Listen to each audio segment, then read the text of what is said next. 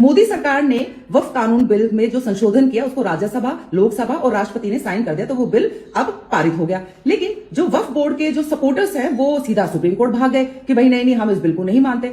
Supreme court ने बोला अरे आइए अरे ये कुर्सी हटाओ, सोफा लगाओ, चलो बताओ क्या प्रॉब्लम है। पर ये समझ में नहीं आ रहा, हिंदू पक्ष जब वक्फ बोर्ड ने जो जबरदस्ती कब्जे किए हैं प्रॉपर्टी के, उसके खिलाफ जब सुप्रीम कोर्ट गए अर्जी लेके, तो सुप्रीम कोर्ट ने बोला अरे सीधा 5वां फ्लोर, चलो नीचे चलो। तुम्हें पता हमारे पास कितने सारे केस हैं, पहले नीचे जाओ। सुप्रीम कोर्ट अगर किसी को फांसी तक की सजा दे दे तो वो इंसान राष्ट्रपति के पास जा सकता है दया याचना के लिए, और अगर राष्ट्रपति का मन करे तो वो उसको दया याचना दे सकता है, उसको फांसी की सजा नहीं होगी। यानी कि सुप्रीम कोर्ट के फैसले को राष्ट्रपति पलट सकता है। लेकिन जब राष्ट्रपति ने बिल पे साइन कर दिया तो सुप्रीम कोर्ट इसकी सुनवाई क्यों कर रहा है? अब शाहबानो केस तो आपने सुना ही होगा। शाहबानो एक महिला थी जिसको उसके पति ने तलाक दे दिया। अब जब महिला को तलाक दे दी तो बेचारी उसको लगा कि मैं अपनी जिंदगी कैसे गुजर बसर करूंगी, वो सीधा पहुंच गई सुप्रीम कोर्ट। उसने सुप्रीम कोर्ट को कहा कि भाई मेरे पति ने मुझे तलाक दे दिया पर मैं अपना गुजारा कैसे चलाऊंगी। सुप्रीम कोर्ट ने कहा बिल्कुल सही बात है, आपको ऐसा है संविधान की धारा 125 के तहत आपको आपका हक मिलना चाहिए। अब राजीव गांधी उस टाइम पर प्रधानमंत्री थे, उनको लगा हो ये तो मेरा इतना बड़ा वोट बैंक है, अब क्या किया जाए, ये नाराज हो गए तो फिर बड़ी दिक्कत आ जाएगी। तो राजीव गांधी ने संविधान में संशोधन करके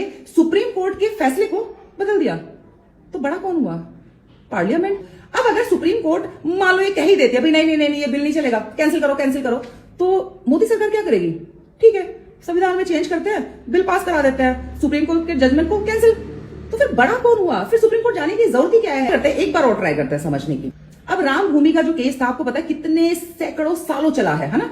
तो जब सुप्रीम कोर्ट में हिंदू पक्ष गया तो उनको यह कहा गया कि भाई आप साबित करो कि यहाँ राम का जन्म हुआ। कोर्ट में सबूत चलते हैं, पेपर चलता है कोर्ट में, इमोशनल कहानियां नहीं चलेंगी यहाँ पे। धर्म से संबंधित जो किताबें हैं और जितने भी डॉक्यूमेंट जो भी हो, प्रूफ किया गया, फिर कहीं जाके ये फैसला लिया गया सालों साल की लंबी लड़ाई के बाद कि हाँ चलो ठीक है, मान लिया आपके राम थे। 2 साल पहले मुगलों ने दे दी, वक्फ कर दी जमीनें, उनके पेपर कहां से लाए? अब सुप्रीम कोर्ट का भी यही कहना, हाँ भाई बात तो सही है कि 200, 300, 400 साल पहले क्या रजिस्ट्री होती थी, क्या रजिस्ट्रेशन होते थे, कहां से लाएंगे डॉक्यूमेंट?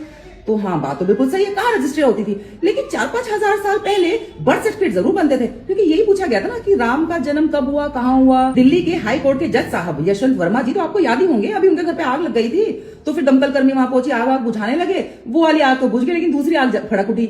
अब वहां पर 15 करोड़ के करीब कुछ कैश मामला मिल गया। सुप्रीम कोर्ट ने भी कहा कि हम दुनिया जहान के लोगों को हर गलत काम के लिए सजा देते फिरते, इवन फांसी तक की सजा दे देते हैं हम लोग। आप क्या सोच रहे हो आपके घर पे 15 करोड़ रुपए मिलेंगे कैश? रिश्वत का ही पैसा होगा, वरना कहां आपकी फैक्ट्री लगी हुई है नोट छापने की। तो आप क्या सोच रहे हो आप बच जाओगे? आपके इतनी कड़ी से कड़ी सजा आपको दी जाएगी ना। ऐसा है, इनका ट्रांसफर दिल्ली से इलाहाबाद करो, अब पता चलेगा ना जब इलाहाबाद रहोगे। बहुत मजे कर लिया दिल्ली में।